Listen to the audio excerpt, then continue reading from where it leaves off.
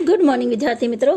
कक्षा 11 विषय हिंदी आरोह भाग 1 तीसरी कविता है पथिक, जिसके कवि हैं राम नरेश त्रिपाठी। यहाँ पर हम कवि का परिचय प्राप्त करेंगे। जन्म सन 1881, कोयरीपुर, जिला जौनपुर, उत्तर प्रदेश। प्रमुख रचनाएं मिलन, पथिक, स्वप्न, खंड काव्य है।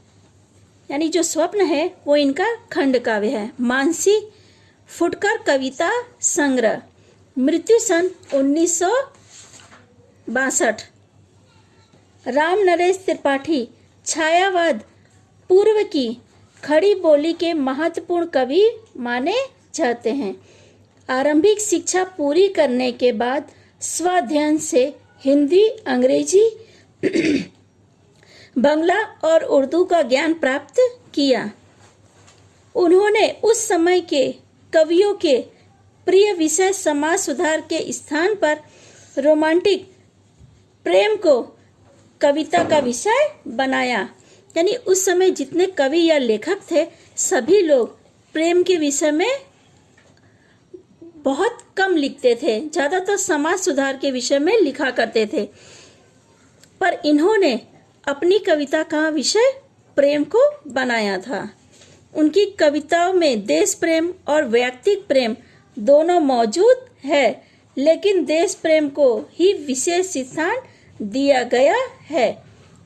कविता कौमुदी 8 भागों में उन्होंने हिंदी, उर्दू, बंगला और संस्कृत की लोकप्रिय कविताओं का संकलन किया है।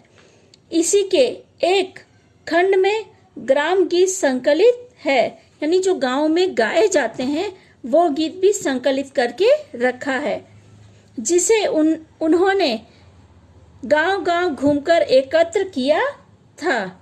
लोक साहित्य के संरक्षण की दृष्टि से हिंदी में यह उनका पहला मौलिक कार्य था। हिंदी में वे बाल साहित्य के जनक माने जाते हैं। उन्होंने कई वर्षों तक बानर नामक बाल पत्रिका का संपादन किया, जिसमें मौलिक एवं शिक्षाप्रद कहानियाँ, प्रसंग, प्रेरक प्रसंग आदि प्रकाशित होते थे। यानी उन्होंने जो पत्रिका का संपादन किया उसमें उन्होंने क्या बच्चों के लिए शिक्षाप्रद कहानियाँ, यानी जिससे बच्चे शिक्षा ग्रहण कर सके, और प्रेरक प्रसंग यानी ऐसा प्रसंग जो उन्हें कुछ प्रेरणा दे, उनका भी प्रकाशन किया। कविता के अलावा उन्होंने नाटक, उपन्यास, आलोचना, संस्मरण आदि अन्य विधाओं में भी रचनाएं की। सिर्फ उन्होंने कविता ही नहीं रची है, इसके अलावा नाटक, उपन्यास, आलोचना, संस्मरण सभी विधाओं में उन्होंने रचना की। प्रस्तुत अंश पथिक शीर्षक खंड काव्य के पहले सर्ग से लिया गया है। इस दुनिया के दुखों से विरक्त काव्य नायक पथिक प्रकृति के सौंदर्य पर मुग्ध होकर वहीं बसना चाहता है।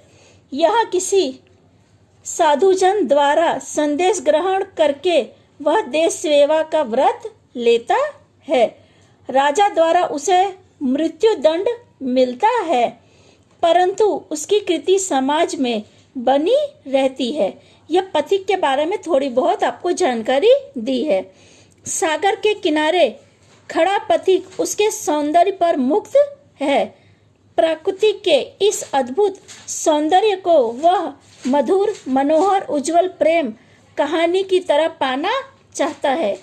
प्रकृति के पति पथिक का यह प्रेम उसे अपनी पत्नी के प्रेम से दूर ले जाता है।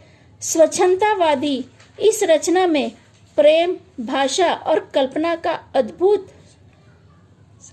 संयोग मिलता है। यानी इनकी कविताओं में भाषा सरल है और कल्पनाओं से भरी हुई है। ठीक है विद्यार्थी मित्रों, यहाँ पर हम लोगों ने कवि का परिचय पढ़ लिया है। आगे की चर्चा हम लोग अगले वीडियो में करेंगे। एक बार आप लोग कवि का परिचय अवश्य पढ़ लेना।